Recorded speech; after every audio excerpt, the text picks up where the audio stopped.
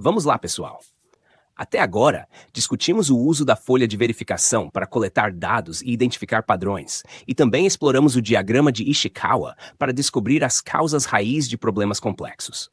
Agora, é hora de falarmos sobre outra ferramenta essencial que pode ajudar a focar nossos esforços de melhoria: o gráfico de Pareto. Imaginem o seguinte.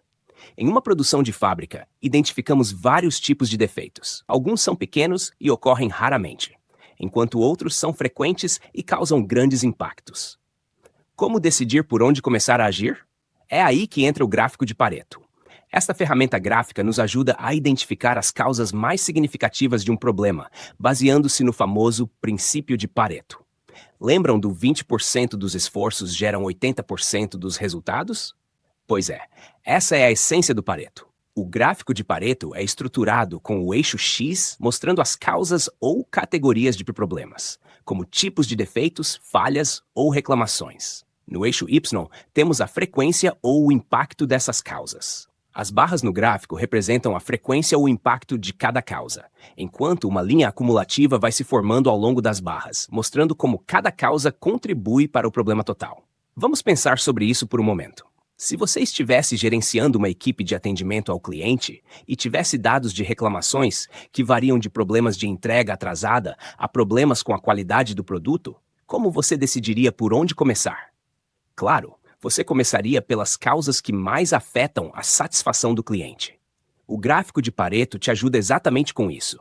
Ao visualizar quais problemas causam mais impacto, você pode direcionar seus recursos e esforços para resolver as questões mais críticas primeiro. Agora, para que serve o gráfico de Pareto em termos práticos? Bom, primeiramente, ele ajuda na identificação de prioridades.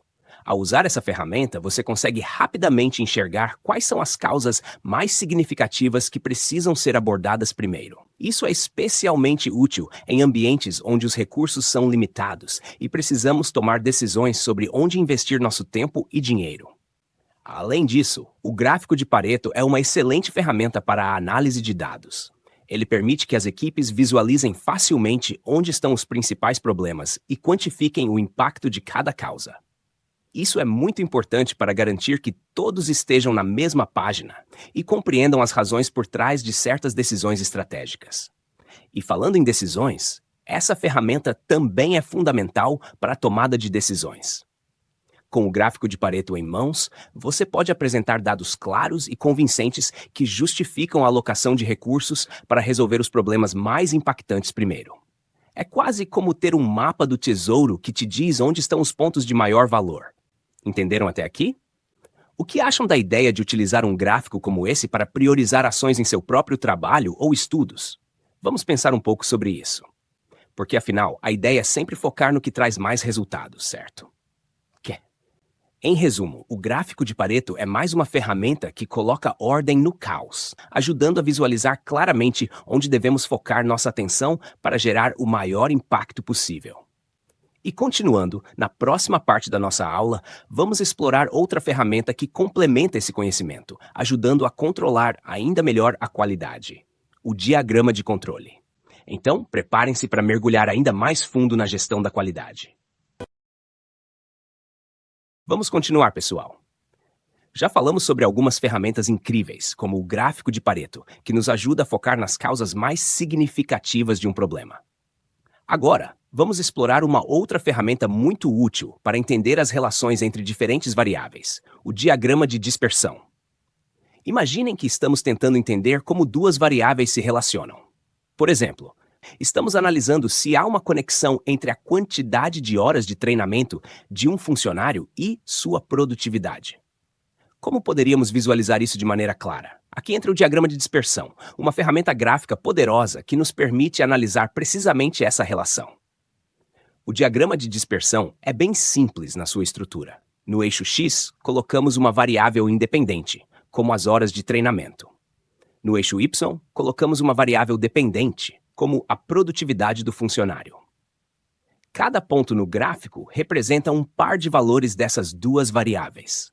Visualmente, começamos a perceber se há uma correlação direta, inversa ou se não há correlação nenhuma. Vamos pensar nisso por um momento. Se colocarmos todos esses pontos em um gráfico e eles começarem a se alinhar em uma direção crescente ou decrescente, o que isso nos diz? Exatamente. Isso nos sugere que há uma correlação entre as variáveis. Por outro lado, se os pontos estiverem espalhados sem qualquer padrão aparente, é sinal de que as variáveis podem não ter uma relação direta. Essa ferramenta é especialmente útil para a análise de correlações. Digamos que queremos saber se aumentar o tempo de manutenção das máquinas em uma fábrica diminui a quantidade de falhas. Podemos usar o diagrama de dispersão para visualizar essa relação e tomar decisões informadas sobre a alocação de tempo e recursos para manutenção. E o que mais o diagrama de dispersão pode fazer? Além de analisar correlações, ele é ótimo para a previsão de tendências. Ao observarmos os padrões nos dados, podemos prever como uma mudança em uma variável pode influenciar outra no futuro.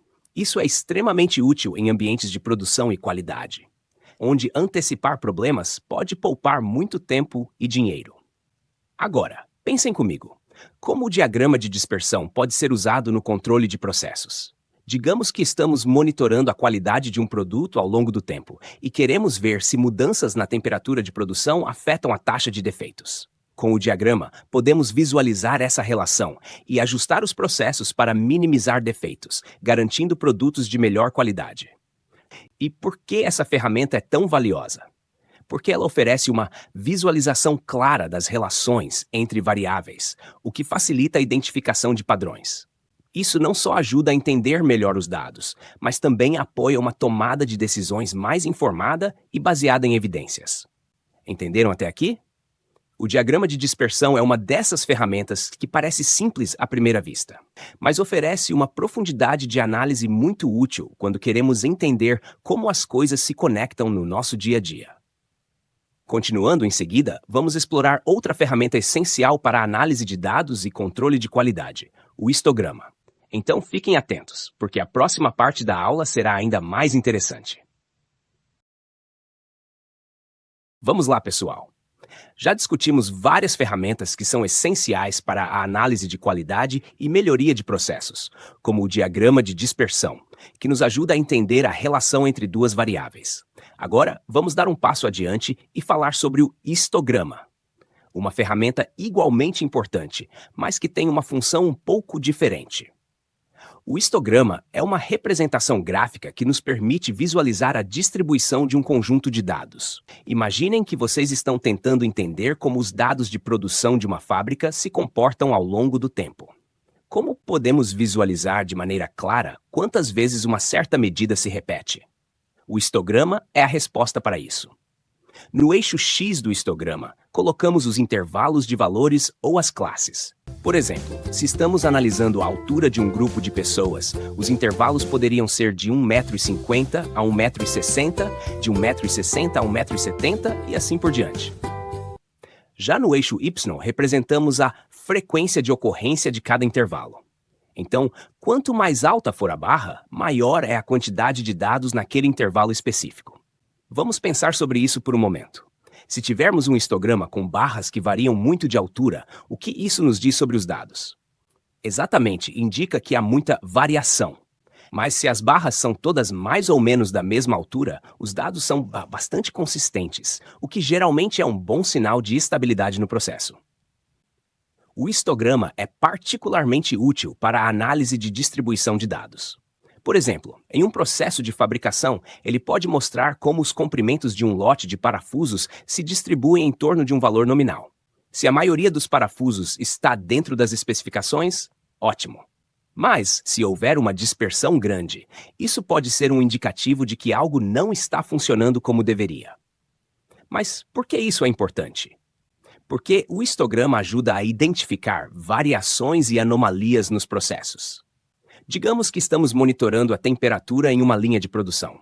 Se o histograma mostrar picos incomuns em certos intervalos, isso pode ser um alerta para revisar o controle de temperatura. E sabem o que é ainda mais interessante? Ele nos dá essa visão de maneira rápida e visual, facilitando a identificação de áreas de melhoria. Vocês percebem como essas barras coloridas podem contar histórias complexas sobre o que está acontecendo em um processo? Não é fascinante? O histograma é uma ferramenta simples, mas incrivelmente poderosa para quem trabalha com dados, permitindo que tomemos decisões informadas com base em fatos e não em suposições. Entenderam até aqui? Ótimo! Agora, vamos pensar. Como o histograma pode ser usado no seu contexto de trabalho? Que tipo de dados vocês poderiam analisar com ele para identificar padrões ou problemas? Vamos refletir sobre isso um pouco. Continuando, logo mais vamos explorar outra ferramenta fundamental, o gráfico de controle.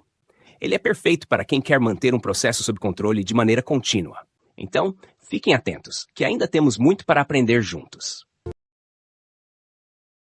Vamos então finalizar nossa aula falando sobre uma ferramenta que, sem dúvida, é fundamental para quem busca garantir a estabilidade e o controle dos processos ao longo do tempo: o gráfico de controle. E o que torna essa ferramenta tão especial? Bem, ela é como um monitor cardíaco para os nossos processos, indicando o que está funcionando bem e onde precisamos agir para evitar problemas maiores. O gráfico de controle é utilizado para monitorar e controlar processos continuamente. Imaginem uma linha de produção que opera 24 horas por dia, 7 dias por semana. Como podemos ter certeza de que cada produto que sai dessa linha está dentro dos padrões de qualidade? É aí que entra o nosso gráfico de controle. Ele nos mostra de forma visual e objetiva se o processo está funcionando dentro dos limites aceitáveis. A estrutura do gráfico é bastante simples, mas muito eficaz. Temos o eixo X-score, que representa o tempo ou a sequência das medições, e o eixo Y, que representa os valores medidos de uma característica de qualidade. A linha central mostra a média dos valores medidos, enquanto os limites de controle superior, LCS, e inferior, LCI, nos indicam os limites de controle. Estes limites são geralmente definidos como 3 desvios padrão da média. Por que isso é importante?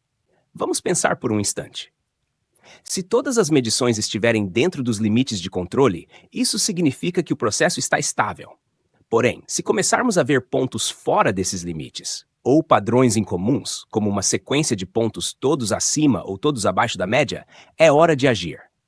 Esses sinais podem indicar variações especiais, que são aquelas causadas por fatores externos ou problemas específicos que precisam ser corrigidos.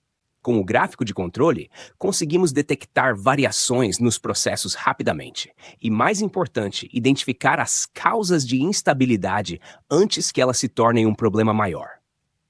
E isso, pessoal, é o que chamamos de controle contínuo. Monitorar constantemente nossos processos nos permite ajustar em tempo real e evitar que pequenos desvios se transformem em grandes problemas. Agora, vamos pensar sobre como vocês podem aplicar isso no seu trabalho. Em que situações o gráfico de controle poderia ser útil para vocês? Talvez no monitoramento da qualidade de um serviço ou na verificação da consistência de um produto. A ideia é sempre buscar essa estabilidade, garantindo que tudo funcione dentro dos padrões esperados. Vamos então refletir sobre isso por um momento. Com todas as ferramentas que discutimos até agora, desde o diagrama de Ishikawa até o histograma, o gráfico de controle se torna o nosso guia para a melhoria contínua.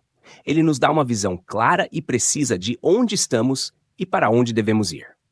E com isso, pessoal, encerramos nossa aula de hoje. Quero que vocês saiam daqui com a certeza de que têm em mãos ferramentas poderosas para transformar qualquer processo em algo ainda mais eficiente e robusto. Lembrem-se sempre, o segredo está na consistência e no controle. Sigam sempre buscando o melhor. Continuem sempre buscando a excelência e nunca se esqueçam, o aprendizado é um caminho contínuo, cheio de descobertas e conquistas. Até a próxima, pessoal, e continuem motivados.